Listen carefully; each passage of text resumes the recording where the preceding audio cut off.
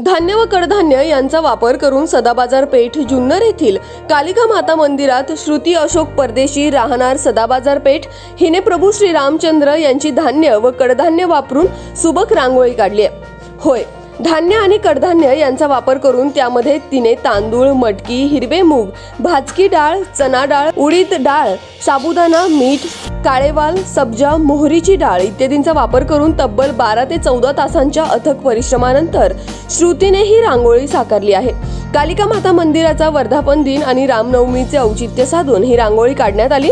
रंगांच्या माध्यमातून तर आपण रांगोळी पाहतोच, पण श्रुतीने वेगवेगळ्या धान्यांपासून प्रभू श्री रामचंद्रांची काढलेली रांगोळी अनेकांचं लक्ष वेधून घेत आहे।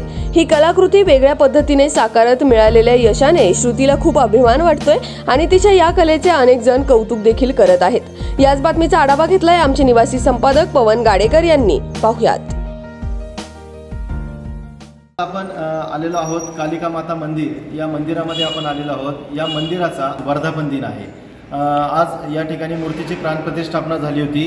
नेमके या मंदिराला किती वर्ष झाले त्याचं औचित्य साधून या ठिकाणी आपण जर पाहिलं तर माझ्या मागे ही रामाची सुंदर अशी रांगोळी काढण्यात आली धान्याच्या माध्यमातून।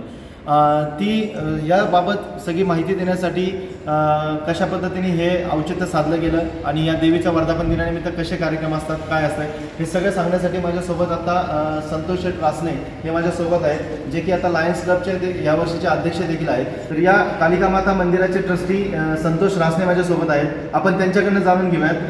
खरं तर स्वागत आहे आपलं आपल्या आवाजमध्ये। आज मंदिराचा वर्धापन दिन देखील आहे, त्याचा औचित्य तुम्ही सुंदर अशी रांगोळी काढली।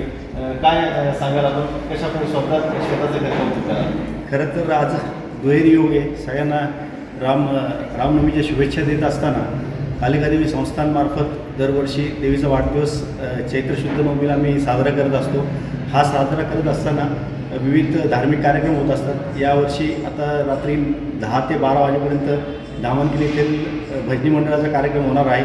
तो कार्यक्रम झाल्यानंतर सर्वांना महाप्रसाद असतो आणि पेठेतले आणि समाजासाठी महाप्रसादाचा कार्यक्रम ठेवलेला असतो।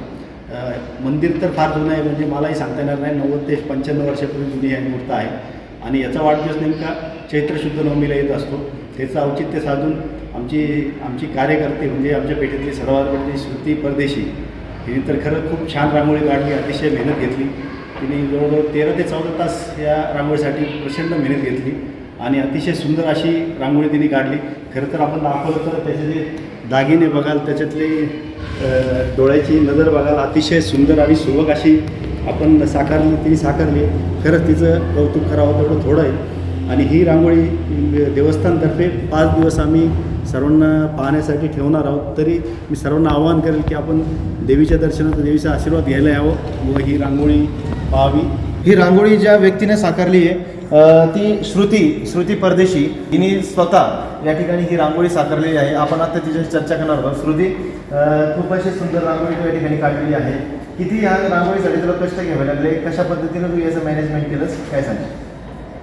मला म्हणजे खरं तर असं एक वेगळा विचार करायचा होता की आपण नेहमी रांगोळी काढतो पण रंगाने काढतो, तर नवीन काहीतरी ट्राय करून बघू ह्यावेळेस।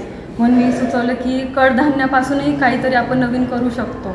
तर म्हणून असं रामनवमी पण होती, तर मला असं वाटलं की एक रामाची कलाकृती करून बघावी कशी येते। माझा हा फर्स्ट टाईम होता म्हणून मी खूप अशी नाही का नर्वस झाली, ते बरोबर येते का नाही, पण खूप छान झाली।